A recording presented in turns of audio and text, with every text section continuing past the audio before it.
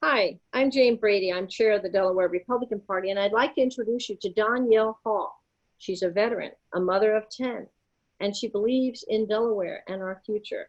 She's willing to put herself on the line and invest her time and effort to make Delaware a better place to live. Donyale, it's good to have you with us today. Thank you for inviting me, Madam Chair. I appreciate the opportunity to share my platform and tell people what I stand for. So thank you again. Yes. Now, I understand that you have as part of your platform effective government. Tell us what you mean by that term. Well, effective government at the core of it talks about how we spend our taxpayer dollars here in Delaware. And there's a very clear indication that we, outside of COVID, didn't have a revenue problem, but we had a spending problem.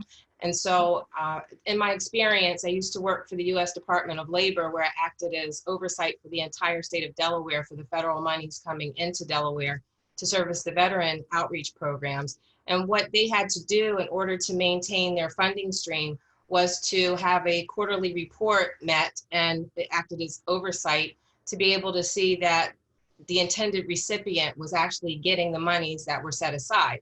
And so there's no reason in our state government with different programs that we can't have that same type of oversight and be able to have some accountability for where the tax dollars are going.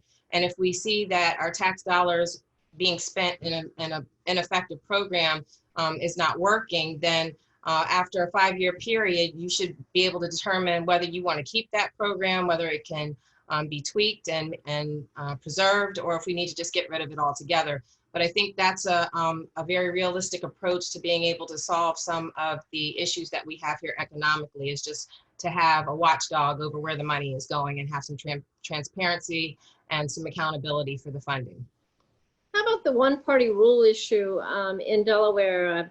Often Republicans don't get to proffer successfully their positions on some issues.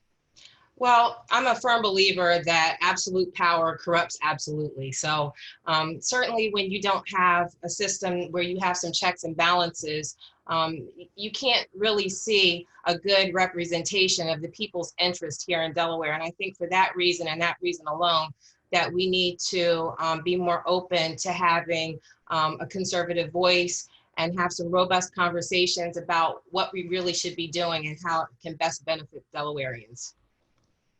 You talk about equitable education, and you know education is a big issue for Republicans in this year and subsequent years.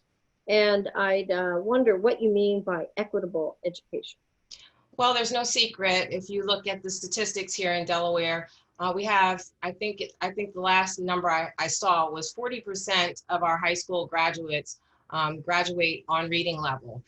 They're neither college ready or career ready coming out of high school. And I think that we need to look more closely on how we can get the dollars that follow the students into the classrooms, into the teachers' hands, so that we can see that achievement gap close and have some opportunities to make sure that we have some things in place that make our students stronger. They're in tomorrow's leaders, and what we put in them today is what we're gonna have in the decades to come. So it's a worthy place to focus our energy and effort on, is to make sure that we properly educate our children. You also talk about the need for economic advancement and opportunity. And how would you advocate for that? What does that mean to you?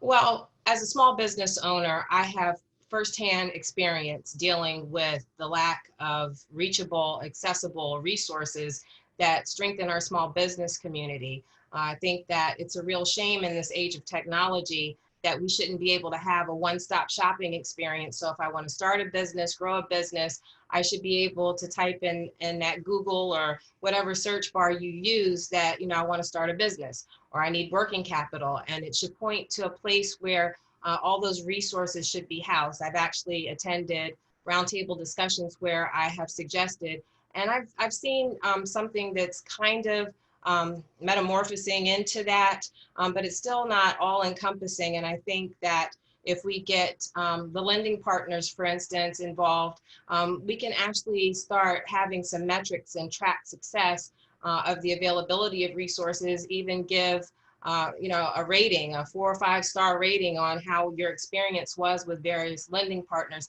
And that takes the angst out of being able to grow economically here. I mean, our small businesses certainly are very important to our employment structure, and we need to make sure that we strengthen them and support them so they remain viable.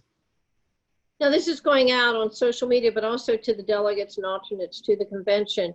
Tell them a little bit about yourself, your personal life, and your life experiences, and why you want to be Lieutenant Governor of Delaware.